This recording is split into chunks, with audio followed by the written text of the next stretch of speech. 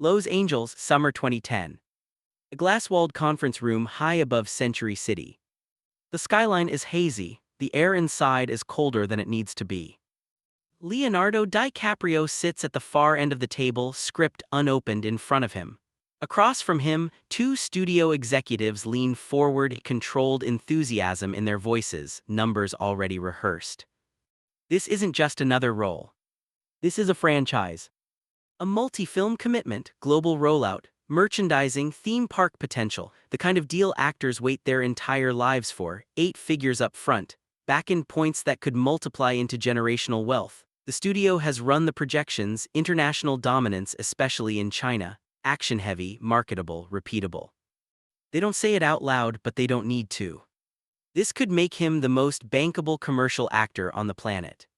You can almost feel the tension in the room, not pressure exactly, expectation. Because at this moment, Leonardo DiCaprio is in a unique position in Hollywood. He's fresh off Inception, a massive global hit that proved he could carry a blockbuster without wearing a cape. He has prestige, he has critical respect, he has box office power. But what he doesn't have is a franchise.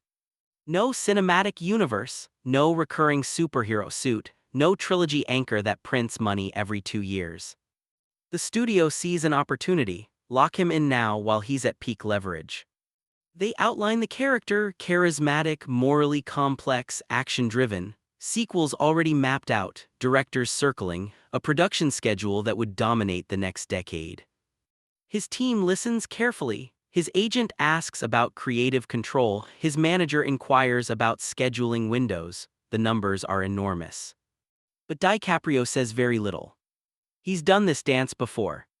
As the executives speak, his mind drifts not to the paycheck, not to the action scenes, but to something quieter, something more dangerous. Identity. Because by 2010, DiCaprio has spent nearly 2 decades constructing something fragile and rare in Hollywood, a reputation that isn't disposable. From This Boy's Life to The Aviator, from Blood Diamond to Revolutionary Road, every role has been deliberate, every collaboration calculated. Scorsese, Nolan, Tarantino, directors with weight. He's not just choosing scripts, he's curating legacy. And franchises, they don't always protect legacy. They can consume it.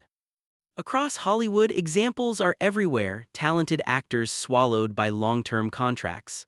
5, 6, 7 years locked into a character, public perception narrowing, creative flexibility shrinking. It's not failure, it's visibility at scale. But visibility can become a trap. The executives finish their presentation, the room is quiet. One of them smiles. So, he says, this could redefine your global footprint. Redefine. That word hangs in the air. Redefine what? His brand. His artistic credibility. His long-term path to the kind of career that ends with lifetime achievement tributes. You can almost sense the internal calculation. Because here's the psychological tension, when you're already successful, the biggest risk isn't falling behind. It's becoming predictable. And franchises demand predictability. The meeting ends politely, handshakes, promises to review the script, numbers to be revisited. As DiCaprio steps into the elevator, descending back toward the ground, the city below feels distant. This isn't about money. It's about trajectory. And in Hollywood, trajectory is everything. By the time the elevator doors open, a quiet decision has already started forming. He won't say no yet. But he won't say yes either. And that hesitation will begin a chain reaction that changes everything. The calls start the next morning. Not from the studio, from inside his own camp. His agent frames it strategically. This isn't about selling out, it's about leverage. His manager talks longevity. One franchise locks in global dominance for a decade. Publicists mention international markets expanding faster than prestige dramas.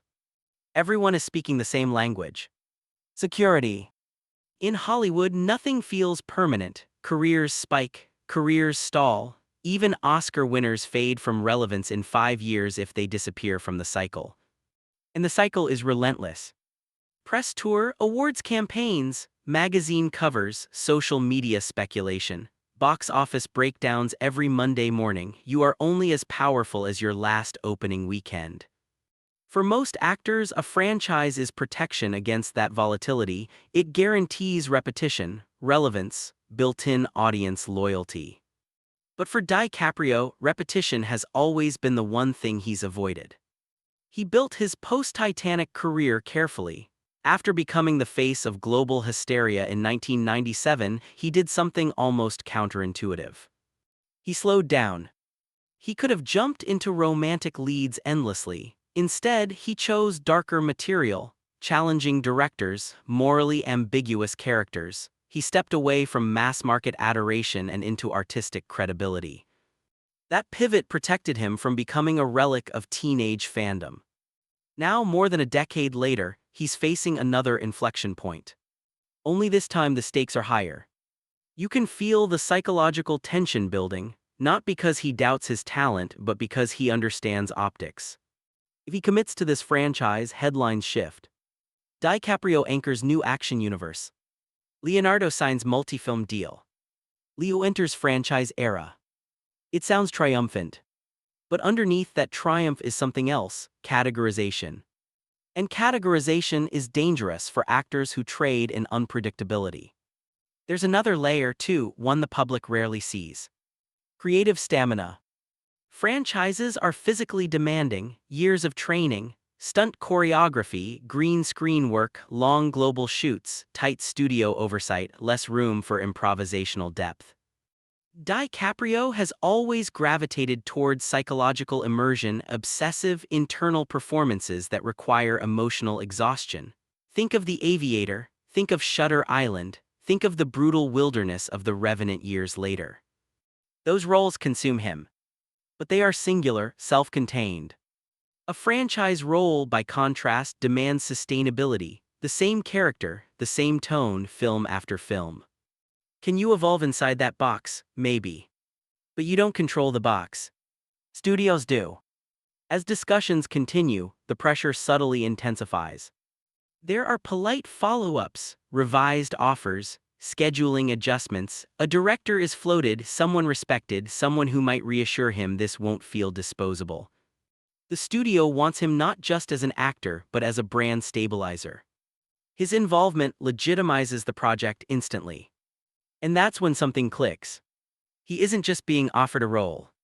He's being offered responsibility for an entire commercial machine. You can almost see the internal pivot, the moment when the question shifts from "is this good for me?" to "what does this make me?" In private conversations, he brings up creative control, script influence, character arcs across multiple films, the ability to step away if necessary. The studio hesitates. Franchises aren't built on uncertainty, they're built on commitment. Meanwhile, another script lands on his desk. Smaller, darker, riskier. A psychological character study with no guarantee of blockbuster numbers, the kind of project that requires patience, not spectacle. Two paths. One promises scale. The other promises depth. And the industry is watching, even if they don't realize it yet. Because whatever he chooses will signal something larger than a casting decision. It will signal who he intends to be for the next decade. And he knows something most rising stars don't yet understand. In Hollywood, saying yes defines your present. But saying no defines your legacy. The formal decision hasn't been announced. But behind closed doors, momentum is shifting. And when the final call comes, it won't be loud. It will be quiet, deliberate, and irreversible. New York City, late fall 2010. A quiet townhouse in the West Village, no entourage, no studio executives, just a script, a cup of coffee gone cold, and a legal pad filled with handwritten notes. Outside, the city moves with its usual urgency. Inside, the room feels suspended in time. DiCaprio sits alone. This is where decisions are actually made. Not in glass conference rooms, not during negotiations, but here in silence. The franchise offer is still active, the numbers have increased, the studio has signaled flexibility, they're willing to reshape the character slightly to align with his sensibilities, prestige touches layered into commercial spectacle. They are adapting to him. Which makes it even harder. Because now the temptation isn't crude, it's refined. He flips through the other script again, the smaller one, dense dialogue, a flawed protagonist, no guaranteed sequel, no toy line, no global marketing blueprint, just character. You can almost feel the weight of memory pressing in. Titanic made him a global icon overnight, and for years after he had to fight against becoming frozen in that image, the romantic lead, the heartthrob, the face on bedroom walls. He stepped back then, took risks, aligned with Scorsese, chose intensity over adoration. It worked, but it required discipline. Now the industry is offering something different, controlled power. Not fleeting hysteria, but sustained dominance. And yet, there's a pattern he's beginning to recognize. Actors who anchor franchises often become inseparable from them. Their identity fuses with a single archetype. Audiences begin to expect consistency rather than surprise. Consistency builds empires. Surprise builds legacies. That distinction matters. He thinks about the long game, about aging in Hollywood, about the directors he still wants to work with, about the roles that don't exist yet but will require availability, emotional and logistical. A franchise doesn't just take your time. It shapes your perception. Suddenly, another realization surfaces, one less discussed but equally powerful. Absence creates demand. When an actor isn't constantly visible, each appearance feels like an event. Each project feels intentional. Scarcity increases cultural weight. DiCaprio's career, whether by instinct or design, has operated on that principle. He doesn't flood the market. He disappears between projects, no oversaturation, no annual sequels. Just impact. The franchise would change that rhythm entirely. 3 years here, press tour every cycle, predictable timelines. Even the strongest performers can become expected. And expected can quietly erode mystique. You can almost hear the internal question forming. What is power really? Is it domination through presence? Or influence through restraint? Hollywood rewards visibility, it feeds on it, it amplifies those who stay in the spotlight. But it also recalibrates around those who step away. By midnight, the decision has crystallized. No dramatic announcement, no emotional speech. Just a call. His agent listens carefully, there's a pause, a subtle exhale on the other end of the line. Are you sure? The agent asks. Yes. The studio is informed the next day. Polite disappointment, respectful tone, they move on, another actor will fill the role, the machine continues. And just like that, one of the most financially secure options of his career disappears. But something else begins to solidify. A pattern. Because what the industry doesn't fully register yet is that this isn't about rejecting a single project. It's about rejecting acceleration. He has chosen trajectory over momentum. And in doing so, he quietly separates himself from an entire generation of stars chasing scale. But the real impact of that decision won't become visible immediately. It will unfold slowly. And when it does, it will redefine what staying power actually means. Los Angeles, 2011-2014. The industry keeps moving. The franchise he declined goes forward, recast, restructured, rebranded. It performs respectably, headlines cycle, opening weekends trend, sequels are debated. In DiCaprio, he disappears. Not completely, but strategically. No back-to-back releases, no saturation, no forced visibility, months pass between public appearances, paparazzi shots become rarer, interviews even rarer. You can almost feel the vacuum forming. Because here's the paradox, when a major star steps back, the industry doesn't forget them. It waits. In 2012, he returns with Django Unchained, not as the hero but as a volatile, morally repulsive plantation owner. A supporting role, risky, uncomfortable, memorable. He shatters any expectation of safe leading man choices. Then comes The Wolf of Wall Street, chaotic, excessive, unrestrained, a 3-hour character study that is the opposite of franchise discipline. No clean hero arc, no moral neatness, just spectacle of a different kind, psychological, not commercial. He isn't chasing repetition. He's chasing volatility. And something interesting happens. The longer he resists franchise culture, the more his brand hardens. He becomes synonymous with serious, with committed, with event cinema that doesn't rely on capes or sequels. Studios begin recalibrating around him differently, directors pitch him passion projects, financing shifts when his name is attached, his absence hasn't weakened leverage. It strengthened it. Because restraint signals confidence. There's a psychological principle at work here: scarcity amplifies perceived value. By not being everywhere, he remains elevated. Meanwhile, the actors who did anchor franchises, talented, capable performers, begin navigating a different reality. Scheduling constraints, character fatigue, public association with a single persona. Not failure, but limitation. DiCaprio watches this unfold from a distance. And then 2015. The wilderness of the Revenant. Freezing conditions, brutal shoot, physical exhaustion, minimal dialogue, a survival story stripped of glamour.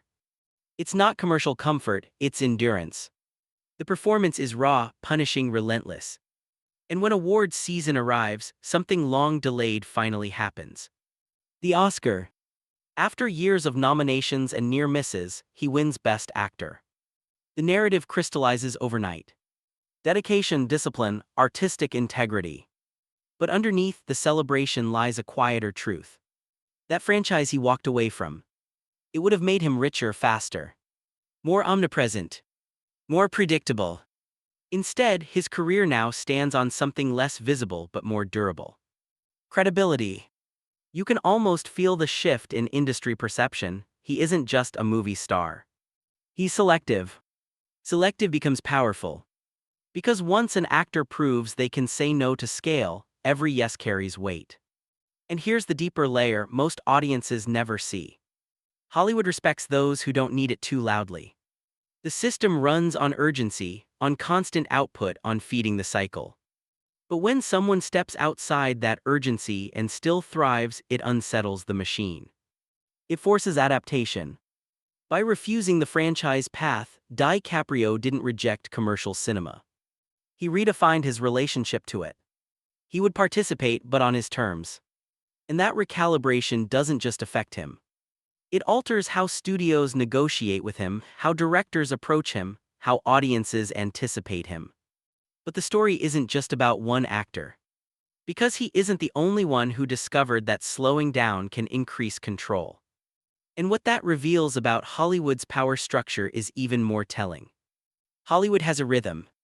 Project announcements, casting rumors, trailer drops, red carpet cycles, awards chatter repeat. It rewards speed, it rewards visibility, it rewards those who stay in the current. But every so often, someone steps out of that current and the industry bends around them anyway.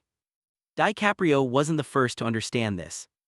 Daniel Day-Lewis vanished between roles, turning each return into cultural anticipation. Joaquin Phoenix disappeared into smaller, unpredictable projects before re-emerging in career-defining performances. Even established directors occasionally retreat, letting scarcity rebuild mystique. What separates them isn't just talent. It's patience. After The Revenant, DiCaprio didn't accelerate to capitalize on momentum, no rushed follow-up to stay hot, no immediate sequel. He slowed down again. Years between projects.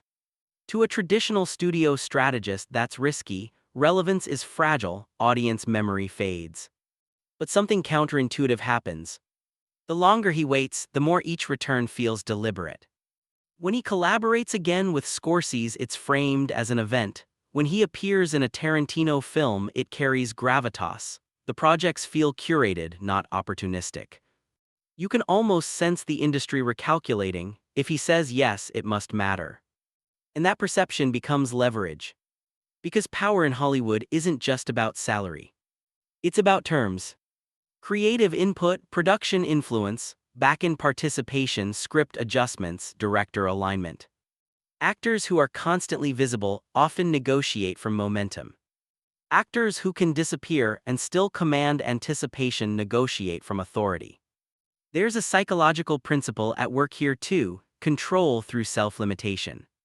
By narrowing his output, DiCaprio narrows dilution. there's no overexposure, no fatigue, no sense of obligation. And that restraint sends a subtle signal to studios. He doesn't need constant validation. That's rare. In an industry built on applause, detachment reads as confidence. But this isn't just about career optics. It's about identity preservation. When actors overcommit to high-frequency visibility, their public persona begins to blur with product. Press tour recycle anecdotes, performances start to feel iterative, the mystique erodes. DiCaprio's strategy protects against that erosion.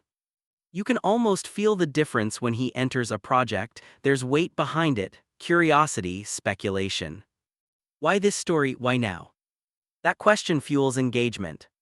And engagement fuels longevity. Meanwhile, the franchise landscape continues expanding. Cinematic universes dominate box offices, multi-film contracts define schedules. For many actors, that model offers stability and global reach. But it also requires surrendering time. Time to develop unexpected collaborations. Time to pivot genres. Time to evolve publicly without being tethered to a single character arc. By walking away years earlier, DiCaprio preserved optionality. And optionality is quiet power. Because in Hollywood, being indispensable isn't the same as being irreplaceable. Franchise characters can be recast, universes rebooted, audiences adapt. But artistic identity, once diluted, is harder to rebuild. The decision in that Century City conference room wasn't about rejecting success. It was about defining success differently. Short-term dominance versus long-term authorship. Visibility versus mystique. Momentum versus direction. You can almost trace the arc backward now and see it clearly. The silence in that elevator. The late-night script reading in New York. The quiet phone call declining the offer. None of it dramatic. All of it decisive. And here's the final layer, the one that reshapes how you see Hollywood itself. The system appears to reward those who are always available. But it ultimately revolves around those who aren't. Because when someone can step away and the industry still waits, that's influence. That's durability. That's legacy protection in action. The movie he walked away from didn't define him. The absence did.